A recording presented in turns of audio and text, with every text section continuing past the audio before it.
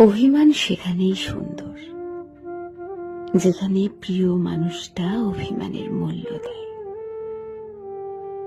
অভিমান আদরে একটা শব্দ, যেখানে লুকিয়ে থাকে যত্নের খামতি, আরো বেশি ভালোবাসা পাওয়ার বাহানা।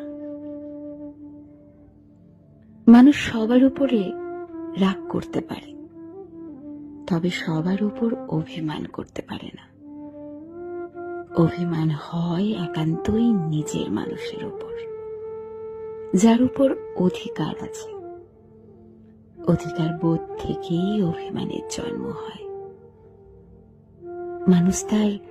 মানুষ তার সবচেয়ে কাছের কিংবা খুব শখের মানুষটার সাথেই সবচেয়ে বেশি অভিমান করে। অভিমান ঠিকঠাক বুঝতে হয়, যত্ন নিতে হয়, গুরুত্ব দিয়ে আগলে রাখতে হয়। সেখানেই সম্পর্কটা সুন্দর, অভিমান সুন্দর, একে অপরের সাথে সুখী।